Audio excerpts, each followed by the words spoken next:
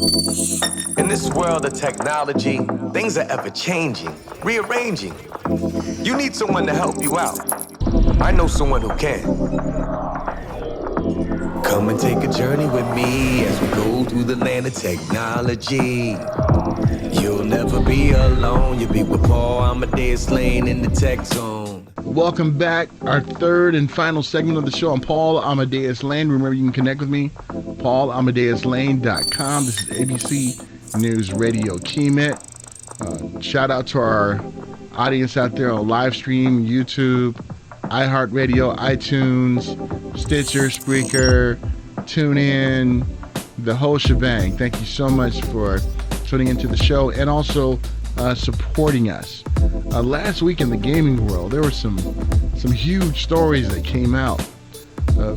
PlayStation just bought one of the major gaming studios out there, who everybody thought they were part of the PlayStation Worldwide Studios, but it became official. And also, technology has caused one company to change its way and lay off a lot of people. How many of us are familiar with GameStop? GameStop's been around for a long time. Well, they had a layoff, and they also laid off ones who were part of their writing staff for Game Informer magazine as well too. So my next guest and I, we're going to talk about how this just really kind of rocked the gaming community and why we'll probably see more of the same going forward. I'm always happy to have on my brother from the gaming community, disabled community, just all around great guy, Tony Polanco. He's an editor, gamer, all the above. What's going on, Dominican Dominator? What you up to, man? I'm chilling, man. I'm good right now. You know, I've been very busy this week. A lot of news to cover, a lot of games to review. So, you know, I've been on it, man. Your boy's been grinding, you know. I know, man. I've been checking you out on the Twitter, and you know, you was doing your thing. And I know last week, Tony, it was so much gaming news that came out of it. Gamescom. We had GameStop news. We had PlayStation news, man. So I thought we would start off with what's going on with GameStop, with the layoffs, and even their magazine, Game Informer magazine, layoff and everything, man. So, Tony, what's your take about that, man? Obviously, GameStop, the corporation, they own Game Informer, and we found out last week, I believe it was like it was like 120 employees got laid off of GameStop, and then about 20 staff members got laid off from Game Informer. Game Informer is a video game magazine, right? One of the few video game magazines that are still around, but they were kind of buoyed by GameStop. But I'm just going to be real right now, right? GameStop, you know, brick and mortar and all that, that's kind of going away right now because most gamers are buying their games digitally now, right?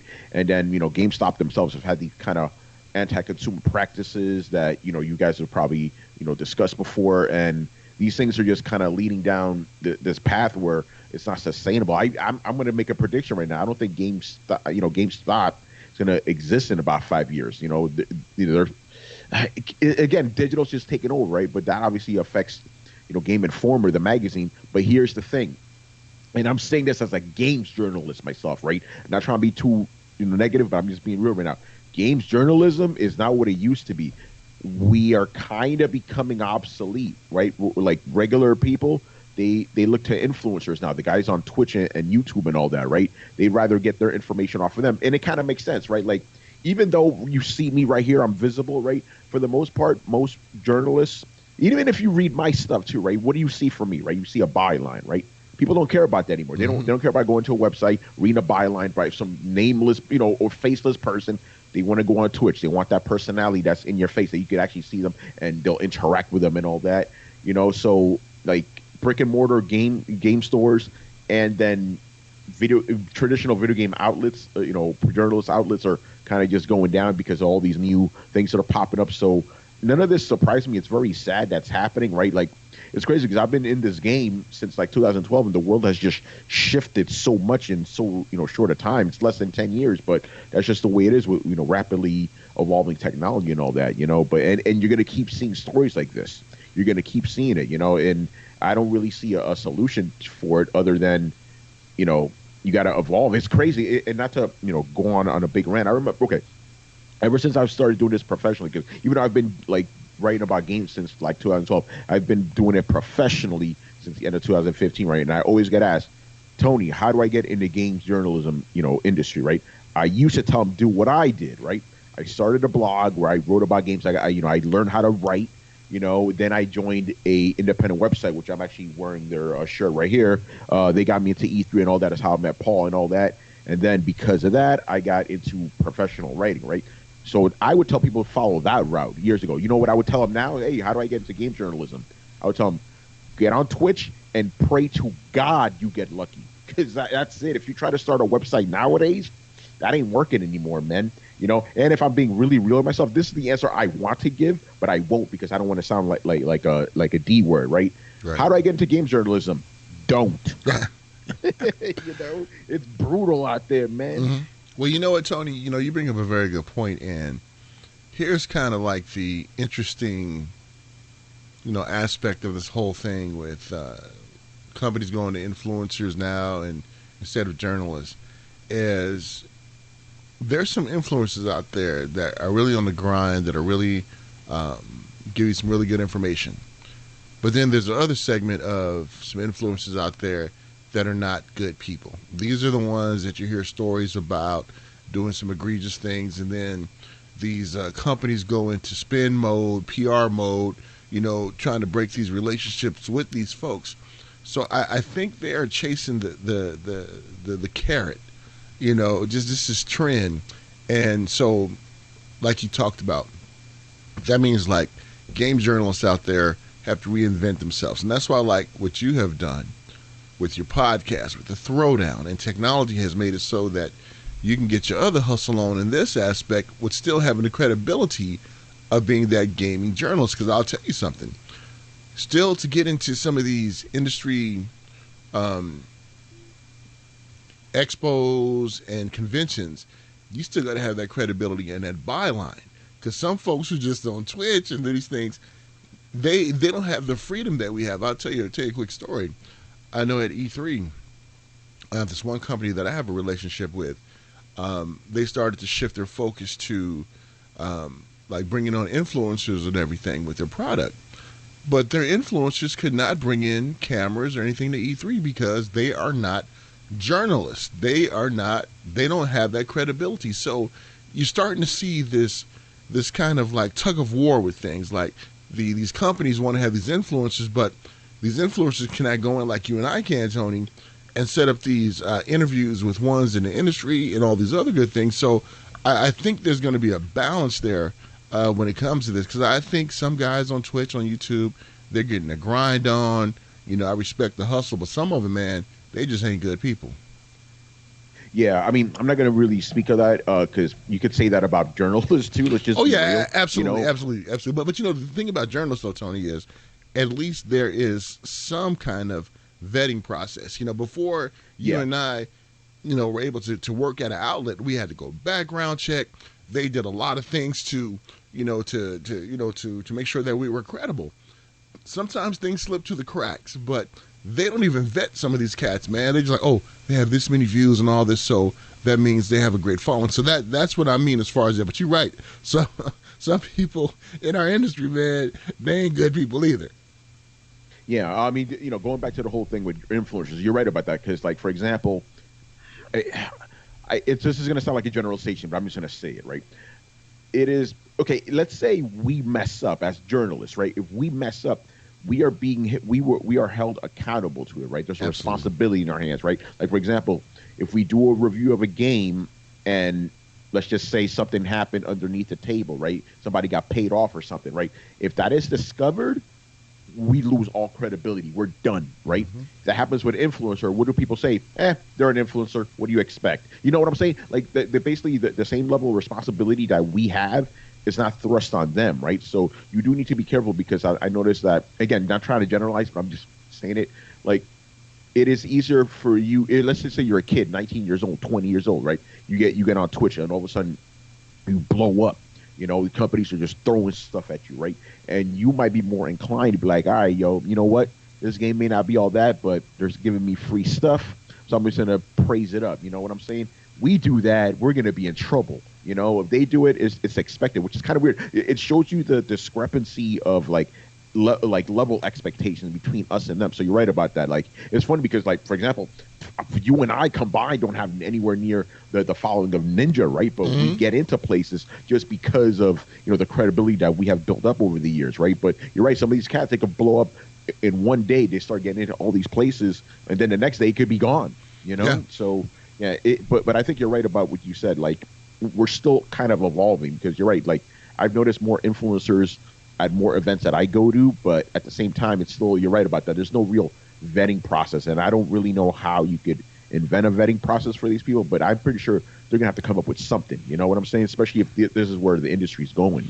Absolutely, and especially if some folks are doing like some shady things and these companies' names get dragged in the mud, you better hurry up and know it. They're gonna be like, "Oh, let's go back to the journalists now. Let's do." I've seen this story before, man. It's kind of like, in sports they have this. You have the next best thing in sports, and everybody wants to draft this type of player. It always goes full circle, man. And what I've noticed in this game, the ones who got the juice, who got the credibility, they will stay around, my friend. And that's a good segue into what you talked about, to the brick and mortar stores. GameStop, I think they're going to be like how Circuit City was. Remember how Circuit City brick and mortar store was everywhere, and then people started buying things online.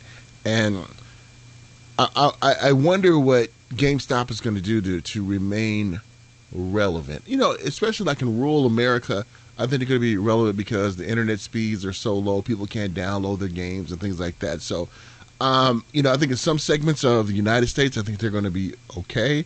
But I think in where you live and where I live, man, where the internet is juiced, man, I just think we're going to see some store closing. Yeah, no, I agree with that. Like, I still think GameStop's probably going to close eventually, or they're going to get bought out, by some other company for real cheap. Because you're right, there's still a need to buy physical games, but at the same time, you could just order that from Amazon. Even if you have like crappy internet speed, It's true. You have a phone. You can just order your game online. You're set to go. So you don't even really need a brick and mortar like that for physical games. You can still buy those online. Why do you think these stores are closing down? Because of Amazon. You know what I'm saying? I haven't gone to a store to buy stuff in years, bro. I just order everything online now. Yeah. Granted, I live in New York and all that, but still, it's very hard for me to see these companies exist. Where's Blockbuster at? Remember when Netflix used to send you physical stuff too? That ain't happening anymore. Everything's changing now, man. Well said, my friend. Well said. So let's talk about some more news that broke at Gamescom, man. What were some of the things that kind of shocked you, or kind of some things that came out of there that you really want to speak on? Yeah, the biggest one is Sony buying Insomniac, right? And here's the funny thing about Insomniac, because Insomniac, they've been associated with Sony for years, right? Ratchet and Clank and all that back in those days, right? So, like, in one way, it's a big deal that they bought Insomniac, because right now Insomniac is riding the wave of Spider-Man, which is their best-selling game of all time, over 13 million copies sold, right? But at the same time, a lot of people, when they saw this news, they're like, you mean Sony didn't already own these guys? Right, right. They've been so closely associated with Sony. People are like, okay, I thought that was already a thing. You know what I'm saying? So, but it makes sense. So it's like, if you were Sony, this is the right time to buy Insomniac, and you know what that means, right? They're gonna lock down those Spider-Man sequels for years. So before I let you go, brother, any other thoughts about the gaming community? Anything out there that related that the folks should keep their eyes on?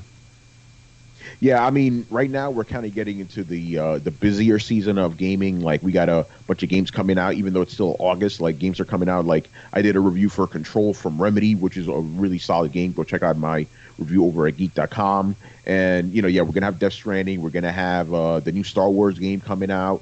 It'll be pretty busy, man. So be on the lookout for all this stuff. And also, obviously, keep your eyes out on just the way the industry is evolving, because you're seeing it changing right before your eyes. So keep your eyes peeled, because things are going to change. I don't know if there's going to be good, for the good or the bad, but that's just the way life is, right? It's always changing, man. Things never stay still, so be on the lookout for all that stuff.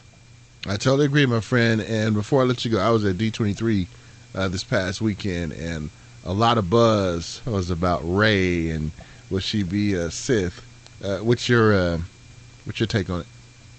Oh yeah, because I saw her. Here's my take, because I've only seen the images, I haven't seen the footage. I think that's just like a dream or something. You know, remember in Empire Strikes Back when Luke was having that dream and stuff inside the tree or whatever. You know what I'm talking about. He was on Dagobah. I think it's something like that. I don't think she's going to become a Sith. You know? Yeah, because because remember when Luke did that, it showed Darth Vader. You know, he was like his face in the Darth Vader helmet. Remember that?